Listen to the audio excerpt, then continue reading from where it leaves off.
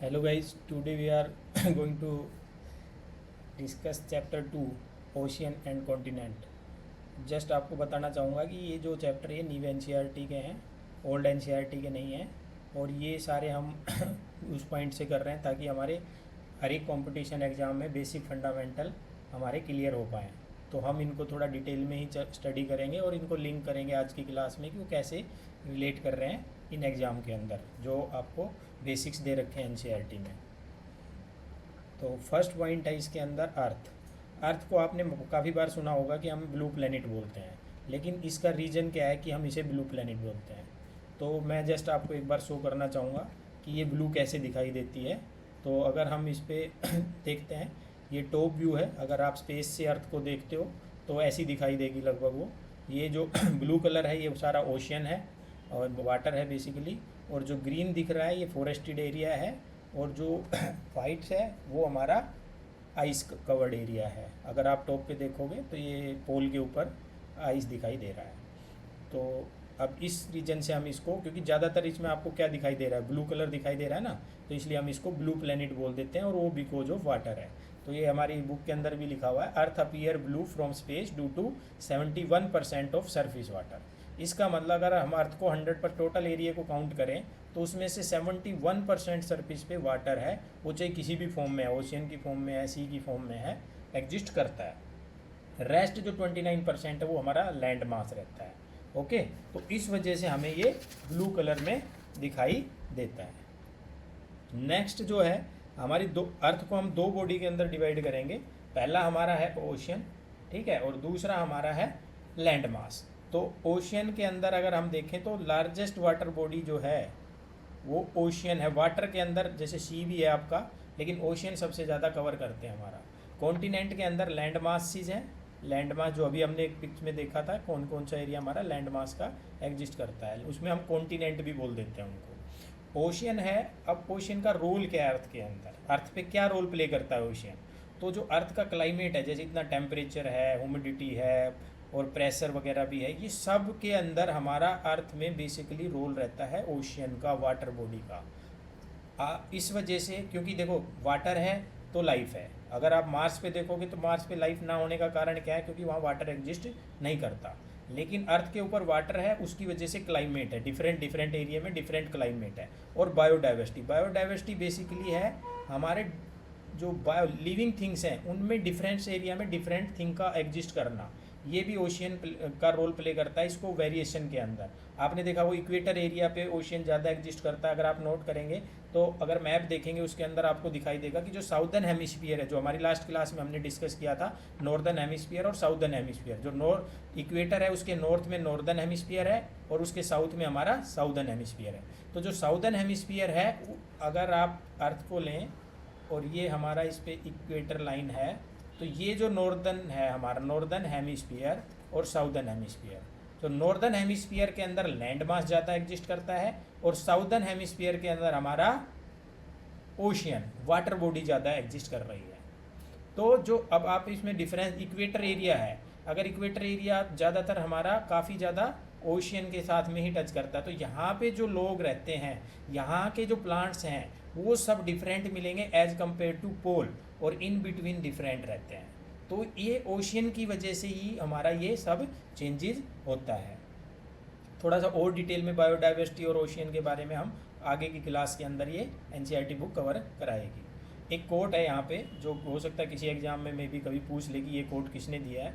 The ocean is everything, क्योंकि NCERT में जो लिख दिया ना वो आपको याद रखना है, चाहे आप कोई भी लॉजिक लगा के याद रखें, क्योंकि वो हर लाइन बहुत ही इंपॉर्टेंट होती है।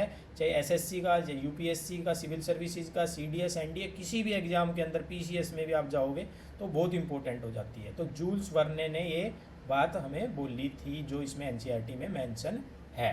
अब एग्जाम फोकस पॉइंट कई बार वो पूछ लेता है वाटर टू लैंड रेशियो क्या है हमारी अर्थ के ऊपर। अभी मैंने कहा कि 71% वाटर है, बाकी हमारा लैंड मास है। तो अगर लैंड और वाटर का रेशियो बात करें तो लगभग हमारा 2/3 हो जाता है। अबाउट, अबाउट वर्ड है यहाँ पे, अबाउट, ये वाटर 2 और लैंड लगभग 1 है हमारा। तो अबाउट 2/3 है वो हमारा वाटर एक्सिस्ट करता है अर्थ के सरफेस के ऊपर जो फ्लो करता है। ओके, तो ये पॉइंट हो सकता है वो किसी एग्जाम में आपसे पूछ सके। उसके बाद आता है important of ocean for earth ecosystem. अब हमने अर्थ के बारे में पढ़ा, तो इकोसिस्टम क्या होता है बेसिकली आपको इसको समझना पड़ेगा। इकोसिस्टम इज नथिंग, एक लिविंग थिंग्स है और एक नॉन लिविंग थिंग्स है। अगर आप देखेंगे तो काफ़ी एग्जाम में ये क्वेश्चन पूछता है बायोटिक क्या होता है। तो बायोटिक वर्ड जहाँ पे आ जाए, बायो मीन्स लिविंग, तो लिविंग जो थिंग्स हैं लाइक पीपल है या अपने प्लांट्स हैं और इवन हमारा एनिमल्स हैं, फिश हैं, ये सब हमारे लिविंग थिंग्स में आते हैं, तो इनको हम बायोटिक बोल देते हैं। और नॉन लिविंग थिंग को ए बायोटिक, मतलब बायोटिक नहीं है वो, ए बायोटिक, उसको नॉन लिविंग थिंग्स बोल दिया। इन एक तो लिविंग थिंग्स का आपस में इंटरेक्शन और लिविंग थिंग्स का नॉन लिविंग थिंग्स के साथ इंटरेक्शन, ये सब मिला दें तो हमारा अर्थ का इकोसिस्टम बन जाता है। अभी एक हम पिक्चर देखते हैं जिसके अंदर ये कुछ आपको थोड़ा क्लियर होगा। एक सेकेंड, ये अब यहाँ पे देखो बहुत सारे सिस्टम दिखा रखे हैं। हमारा ओशियन भी है, यहाँ पे ओशियन भी है, रिवर भी है, और इवन आप देख रहेंगे इसमें प्लांट्स भी हैं ये, और ग्लेशियर भी है, और ये लैंड मास है। तो इसमें कुछ चीज़ें लिविंग है, कुछ नॉन लिविंग थिंग्स हैं, वो आपस में एक दूसरे के साथ इंटरेक्ट कर रही हैं। तो इस पूरे सिस्टम को हम एक इकोसिस्टम वर्ड यूज कर सकते हैं जो अर्थ पे एग्जिस्ट कर रहा है। अब अर्थ को अगर टोटलिटी में देखें, कंबाइंड पूरी अर्थ को, तो हम उसको दो टाइप के इकोसिस्टम हम इसमें कर सकते हैं। एक होगा हमारा, एक सेकेंड, एक होगा हमारा टेरेस्ट्रियल इकोसिस्टम और सेकंड हमारा होगा एक्वेटिक इकोसिस्टम। तो टेरेस्ट्रियल वर्ड का मतलब होता है लैंड, जो लैंड के ऊपर होगा उसको टेरेस्ट्रियल इकोसिस्टम बोल दिया, और जो वाटर के अंदर लाइक ओशियन, उसके अंदर जो इकोसिस्टम बनता है वो हमारा हो गया एक्वेटिक इकोसिस्टम।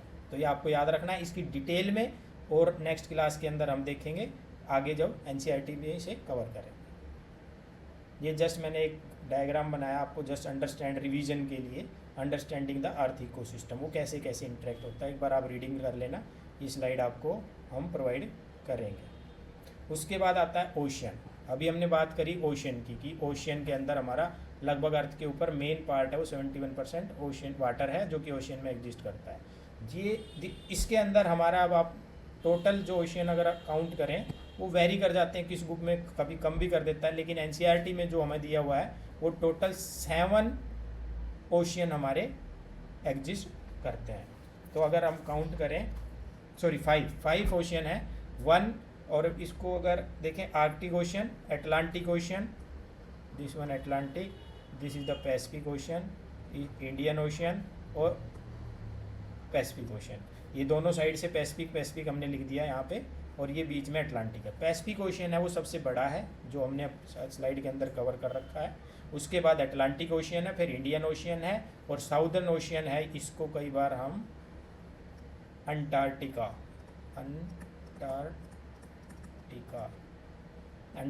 ओशियन भी बोल देते हैं, राइट। ये हमारा टॉप पे नॉर्थ पोल पे आर्कटिक ओशियन है। तो थोड़ा सा आप अभी माइंड में इसकी पिक्चर बना के रखो। जो पैसिफिक ओशियन है ये, इसके चारों तरफ यहाँ पे रिंग ऑफ फायर है जो आगे क्लास में हम पढ़ेंगे, जिस पे कि काफ़ी ज़्यादा अर्थक्वेक आते हैं। बेसिकली यहाँ पे एक प्लेट है, 2 प्लेट के बीच में ये इंटरेक्शन है, और यहाँ पे सबसे गहरा डीपेस्ट ट्रेंच है। ट्रेंच क्या होता है कि ओशियन के अंदर भी एक गड्ढा टाइप में जो नीचे तक जाती है पॉइंट, उसको ट्रेंच बोल देते हैं। और जो डीपेस्ट ट्रेंच है वो मरीना ट्रेंच है, और वो यहाँ पे पैसिफिक ओशियन के अंदर है। ये सब हम आगे कवर करते जाएंगे नेक्स्ट में। तो यहाँ पे 5 ओशियन हमारे हैं, ये हमने इस स्लाइड के अंदर इनको सीक्वेंस में ही मेंशन किया हुआ है कि सबसे लार्जेस्ट, फिर से एक बार रिपीट कर लेते हैं क्योंकि ये क्वेश्चन अभी शायद लेटेस्ट एसएससी में भी आया था कि इनको सीक्वेंस में अरेंज करो। तो ये हमारा पैसिफिक ओशियन है जो लार्जेस्ट है। आप कोशिश करना इसको मेमोराइज करने के लिए कोई ऐसा वर्ड बना लो जिससे कि ये याद रहे। अटलांटिक ओशियन है, इंडियन ओशियन है, साउदर्न ओशियन जिसको क्या बोला था आपने, अंटार्कटिक ओशियन भी बोल रखा है, और आर्कटिक ओशियन जो स्मॉलेस्ट है, जो टॉप नॉर्थ पोल पे है ये, ये हमारा साउथ पोल पे है। आप एक बार मैप में देखेंगे तो आपको ये याद हो जाएंगे। अब इसके बारे में फैक्ट, ओशियन के बारे में फैक्ट करते हैं। अभी हमने देखा Pacific ocean, Arctic ocean, Antarctic ocean सारे एक दूसरे से कनेक्टेड हैं, तो हमने ये लिख दिया word inter connected with each other. Indian ocean is bounded by, अगर हम उस फोटो में देखें तो हमारा इंडियन ओशियन है वो किस किस से बाउंड है, एक तो एशिया से है, एक अफ्रीका से है और एक हमारा ऑस्ट्रेलिया से है। 3 हमारे लगभग मेन कॉन्टिनेंट हैं जिनसे हमारा इंडियन ओशियन बाउंडेड है। और इंडियन ओशियन की एक क्वालिटी है कि यहाँ पे जो विंड की डायरेक्शन ही मान समझ लीजिए, अभी करंट, एक ओशियन करंट वर्ड होता है जो आगे क्लास में आएगा, फ्लो ऑफ वाटर बोलते हैं ओशियन करंट। इसमें एक वार्म करंट होता है और एक कोल्ड करंट होता है। तो जो वार्म करंट होता है और कोल्ड करंट होता है उनकी डायरेक्शन रिवर्स हो जाती है इंडियन ओशियन के अंदर। और इंडियन ओशियन एक ऐसा है जिसकी वजह से हमारा यहाँ पे इंडिया के अंदर साउथ वेस्ट मानसून आती है, जो आगे क्लास के अंदर कवर डिटेल में होगा। और इंडियन ओशियन के अंदर एक अरेबियन सी बोल देते हैं हम उसको, और एक bay of Bengal. Bay of Bengal India के ईस्ट में है, जो वेस्ट बंगाल के नीचे उड़ीसा और के नीचे आएगा, और अरेबियन सी है वेस्ट ऑफ इंडिया, जो मुंबई, गुजरात और कर्नाटका की साइड में रहता है। ये जस्ट अंडरस्टैंडिंग के लिए ocean geography, southern ocean, Arctic ocean सब दिया है आपको जस्ट स्लाइड में एक बार रीडिंग के लिए। उसके बाद आते हैं ओशियन एंड नेचुरल डिजास्टर। अब देखो, अगर नेचुरल डिजास्टर आपने वर्ड सुना होगा तो अर्थक्वेक आ गया, साइक्लोन हो गया, लैंडस्लाइड हो गया, इस टाइप की जो चीज़ें होती हैं उनको हम नेचुरल डिजास्टर, जिस पे हमने कोई कंट्रोल नहीं है, उनको हम नेचुरल डिजास्टर बोल देते हैं। एक्चुअली 7th क्लास में कुछ type of natural disaster land mass पे हैं, वो वाले बताएंगे, लेकिन यहाँ पे उसने ओशियन को एक्सप्लेन किया है। तो ओशियन के अंदर यहाँ पे 2 टाइप के उन्होंने नेचुरल डिजास्टर बताए हैं, एक साइक्लोन और सुनामी। जो साइक्लोन है वो इंटेंस विंड और रेनफॉल एक्टिविटी, आपने काफ़ी बार सुना होगा कि बे ऑफ बंगाल के अंदर साइक्लोन स्टार्ट हो गया है, स्टार्ट हुआ। तो साइक्लोन क्या है कि उसका एनर्जी जो सोर्स है उसको वाटर की रिक्वायरमेंट होती है, वाटर से ही स्टार्ट होता है वो।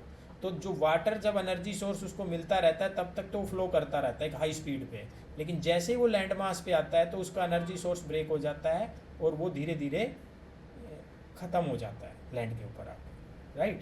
इसके भी टाइप होते हैं, वो सब चीज़ें डिटेल में आगे ही देखेंगे हम क्लास में, इस क्लास में ऐसा कोई डिटेलिंग नहीं है। नेक्स्ट आता है सुनामी। आपने अर्थक्वेक सुना होगा, अभी लेटेस्टली रसिया में भी अर्थक्वेक आया था, जापान में, और वहाँ पे सुनामी भी आई थी। तो सुनामी क्या होता है कि जब एक तो लैंड पे अर्थक्वेक आता है तो हमारी डैमेज हो जाती हैं सारी चीज़ें, जैसे जो भी इंफ्रास्ट्रक्चर है, फिजिकल स्ट्रक्चर है, वो डैमेज हो जाता है, जिसकी वजह से ह्यूमन लॉस होता है। लेकिन जब यही अर्थक्वेक वाटर के अंदर, ओशियन के अंदर आता है, तो उस पे लैंड मास तो है नहीं, वाटर है, तो वाटर में जो वेव्स होती हैं उनकी हाइट बहुत ज़्यादा हो जाती है और वो बड़ी डेंजरस हो जाती हैं, जिसकी वजह से बहुत उमन कोस्टल एरिया पूरा डैमेज हो जाता है। कोस्टल एरिया वो होता है, लाइक ये इंडिया है तो ये हमारा जो ओशियन से टच है ये कोस्टल एरिया बोलते हैं हम इसको। तो ये डैमेज हो जाता है जब हाई वेव की हाई वेव्स की जो वेव्स आएंगी तो वो हमारे यहाँ पे अंदर तक घुस जाती हैं, और जो पॉपुलेशन कोस्टल एरिया में रहती है उसको हैवी लॉस हो जाता है। तो ऐसी है। और एक वोल्केनो भी इरप्शन भी होता है हमारे ओशियन के अंदर। इवन आपने अटलांटिक ओशियन के अंदर तो कंटिन्यूसली बॉटम के ऊपर कंटिन्यूसली इरप्शन हो रहा है, वो भी डिटेल में पढ़ेंगे जब हम कॉन्टिनेंटल ड्रिफ्ट थ्योरी देखेंगे उसके अंदर। तो इंडिया के अंदर 2004 में सुनामी, बहुत ही मैसिव सुनामी हुई थी, जिसके साथ वजह से मैसिव लॉस ऑफ लाइफ हुआ था। इस वजह से इंडियन गवर्नमेंट ने एक बॉडी बनाई जिसका नाम, मतलब मॉनिटरिंग बॉडी, क्या मॉनिटर करता है ये, जब भी कोई अर्थक्वेक आता है कोई इंडियन ओशियन में या कहीं आसपास में, जिसकी वजह से इंडियन कोस्ट के ऊपर ह्यूमन लॉस हो सकता है, तो ये सिस्टम उसके लिए काम करता है वार्निंग के लिए, कि पहले से वार्निंग दे देता है ये कि हाँ भाई अब सुनामी होने के चांस हैं। तो कोस्टल एरिया पे और जो फिशिंग वाले पर्सन हैं उन सबको थोड़ा प्लेस अंदर लेके लाया जाता है ताकि लोकेशन उनकी चेंज कर दी जाती है। ओके, तो ये जो बॉडी बनाई हमने कब बनाई? After 2004 tsunami. तो हमने इस बॉडी को अभी, अब क्वेश्चन क्या फ्रेम कर सकता हूँ आपके एग्जाम में कि ये बॉडी कहाँ पे बनी हुई है, किस लोकेशन पे इसका हेड ऑफिस है? तो हैदराबाद। आप याद रखिए हैदराबाद। हैदराबाद कहाँ है? तेलंगाना में। ओके। एक और बॉडी है NDMA, national disaster management authority. ये बॉडी एक एक्ट से बनी है, जिस एक्ट का नाम है नेशनल डिजास्टर मैनेजमेंट एक्ट, जो उस एक्ट के बेस पे इस बॉडी को हमने 2005 में बनाया था। इस बॉडी का क्या काम है? ये कोई भी डिजास्टर होता है इंडिया के अंदर, चाहे वो आपका अर्थक्वेक की वजह से है, चाहे वो लैंडस्लाइड की वजह से, चाहे वोल्केनो इरप्शन हो रहा है, वैसे इंडिया में तो वोल्केनो इरप्शन है नहीं इतना, या फिर आपका सुनामी आ जाती है या साइक्लोन आ जाता है, तो यही बॉडी है जो सारा देखती है और उस पर हेल्प करती है जो पीपल उसमें अफेक्टेड होते हैं।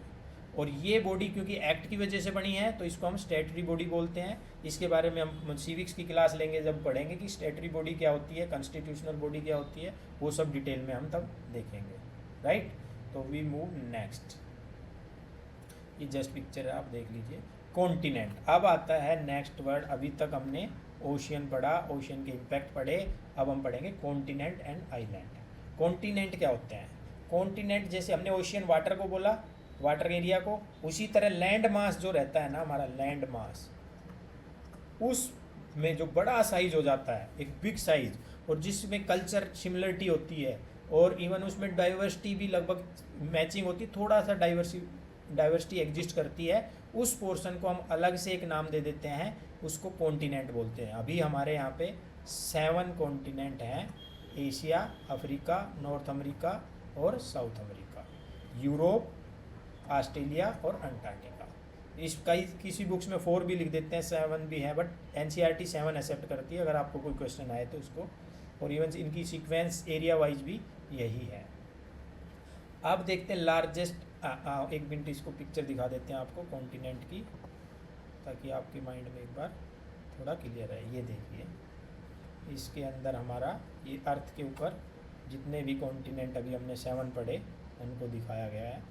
जैसे हमारा ये नॉर्थ अमेरिका पूरा जो येलो कलर है, ये रेड कलर में साउथ अमेरिका, अफ्रीका और एशिया, यूरोप और ऑस्ट्रेलिया और अंटार्कटिका। और ये जो मिडल ईस्ट है ये अलग से कॉन्टिनेंट नहीं है, ये हमारा एशिया का ही पार्ट है, राइट। अब एक वर्ड होता है सब कॉन्टिनेंट। सब कॉन्टिनेंट, कॉन्टिनेंट से थोड़ा छोटा।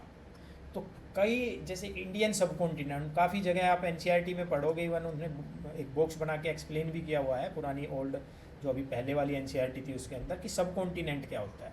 तो सब कॉन्टिनेंट क्या है कि जो कॉन्टिनेंट में ही थोड़ा छोटा एरिया है एज कम्पेयर टू कॉन्टिनेंट, और उसमें भी वो डिफरेंटली एग्जिस्ट करता है। जैसे इंडियन सब कॉन्टिनेंट देख रहे होगे ना आप, ये इंडिया एक अलग सा पार्ट बना हुआ है, ओके।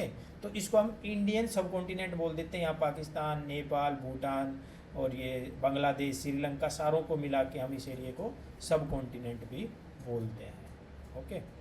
तो now back to our slide, just minute. हाँ, इसके अंदर हमारा इंडियन आइलैंड फर्स्ट में देखते हैं। लार्जेस्ट आइलैंड जो अभी हमने कॉन्टिनेंट देखा, आइलैंड क्या होता है? जो चारों तरफ से वाटर से घिरा होता है उसको हम आइलैंड बोल देते हैं। तो ग्रीनलैंड जो है वो लार्जेस्ट आइलैंड है। एक सेकेंड इसको हम देखते हैं क्योंकि अभी ये थोड़ा न्यूज़ में भी था। तो अगर हम इसमें जाएं और यहाँ पे देखते हैं, ये पोर्शन है नॉर्थ अमेरिका का, ये इसको हम ग्रीनलैंड बोलते हैं। और आप देखते हो यहाँ पे डेनमार्क कंट्री है, ये डेनमार्क कंट्री के अंदर आता है आइलैंड। ये आइलैंड अलग से कंट्री नहीं है, ये ग्रीनलैंड आइलैंड के देखो, ये चारों तरफ से वाटर से घिरा हुआ है, चारों तरफ इसके वाटर एग्जिस्ट करता है। अभी यूएस ने कुछ इसको क्लेम किया है कि ये हमारे पास में, तो ये इस पर हमारा कंट्रोल होना चाहिए। बेसिकली क्या है कि जो आर्कटिक ओशन है ये रिच इन मिनरल्स है, तो हर कंट्री चाहता है कि इस एरिए पे उसका कंट्रोल रहे ताकि वो मिनरल्स को अपनी इकोनॉमी के लिए यूज कर पाए। तो हमने एक आर्कटिक सर्कल है, यहाँ पे एक आर्कटिक सर्कल बना हुआ है, उसकी एक काउंसिल भी बना रखी है जो गवर्न करती है इस एरिया को।